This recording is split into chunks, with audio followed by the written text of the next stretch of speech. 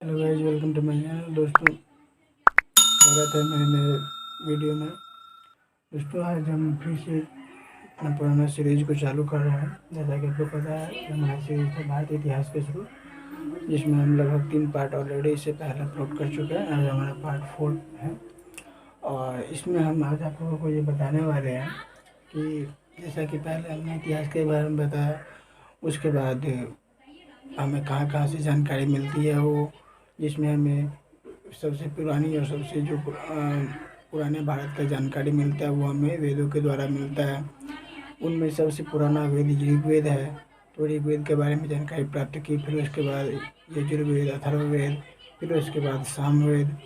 ठीक है, और आज हम लोग वेद के बाद जो जानकारी मिलती है और पूरा प्रमाणिक जानकारी मिलती है वो हमें मिलती है कहाँ से, तो पुराणों से भी मिलती है। वेद और पुराण दोनों लगभग हमें आदिकाल के बारे में जानकारियाँ देते हैं।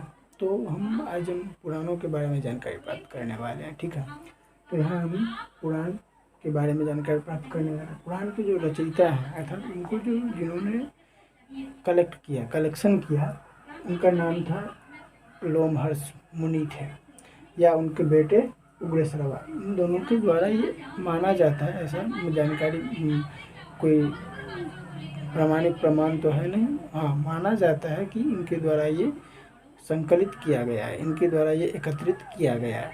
ठीक है, इनकी संख्या जो है वो टोटल 18 है, अर्थात पुराणों की संख्या जो है वो 18 है। जैसे वेद हैं तो वेदों की संख्या आप पहले बता चुके हैं और वीडियो भी इसके ऊपर बन चुका है, आप जा कर देख सकते हैं।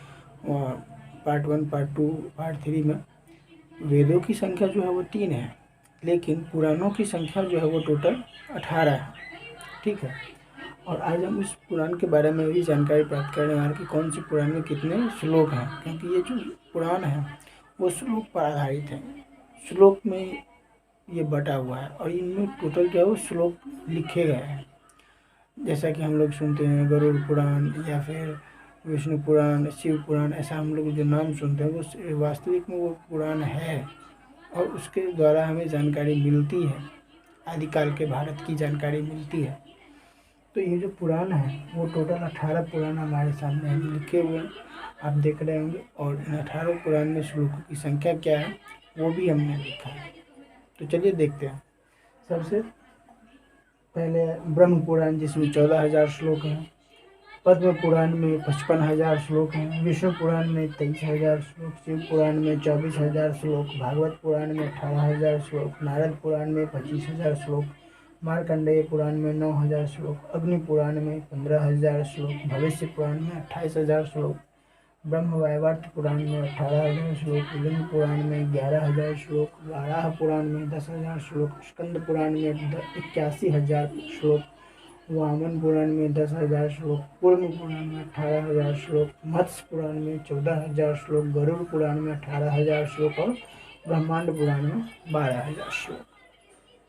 ये पूरा जो है वो पुराण है, उनके आगे उनके सामने उनमें जितने सारे श्लोक हैं, श्लोकों की संख्या जो है वो लिखा गया है। अब इसमें ये जानकारी हमें लेना जरूरी होता है कि पुराणों में सबसे प्राचीन पुराण कौन है। तो पुराणों में सबसे प्राचीन पुराण जो है वो है ये मत्स्य पुराण। ये मत्स्य पुराण जो है वो सबसे पुराना है।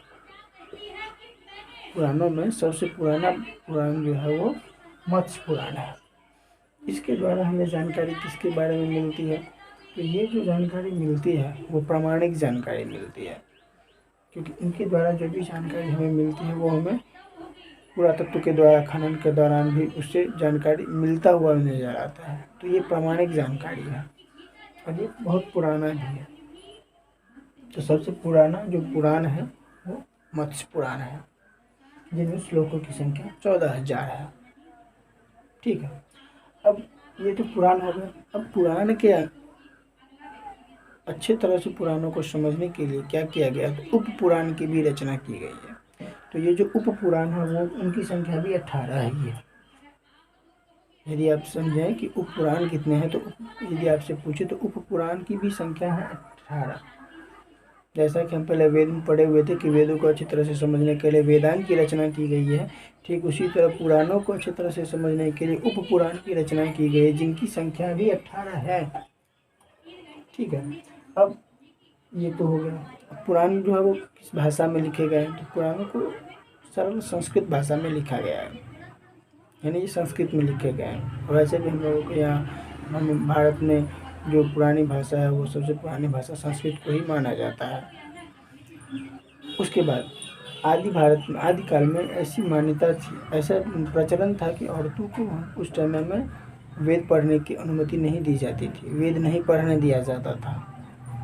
उसके साथ ही साथ शूद्र और जो निचली जाति के लोग होते थे उनको नहीं पढ़ने दिया जाता था वेद, लेकिन उनको भी ये पुराण पढ़ने की अनुमति होती थी, पुराण सुनने दिया जाता था। ये जो पुराण है वो आदिकाल में मंदिरों पर पुराणों का दान किया जाता था, जिनको सुनने के लिए आसपास की स्त्रियां या जो निम्न जाति के लोग होते थे वो जाकर के सुनते थे।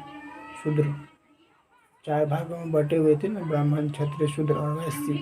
तो वैश्य और शूद्र ये इन दोनों को नहीं सुनने दिया जाता था वेद, तो वो लोग पुराण जाकर के सुनते थे।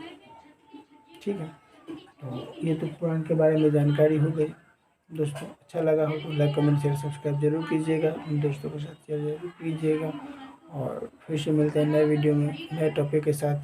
दोस्तों अपना कमेंट हमें ज़रूर कीजिएगा कमेंट सेक्शन बॉक्स में कि आपको कैसा लगा, और साथ ही साथ नेक्स्ट टॉपिक के बारे में भी कमेंट जरूर कीजिएगा। ठीक है, मिलते हैं नए वीडियो में नए टॉपिक के साथ, तब तक के लिए जय हिंद, जय भारत।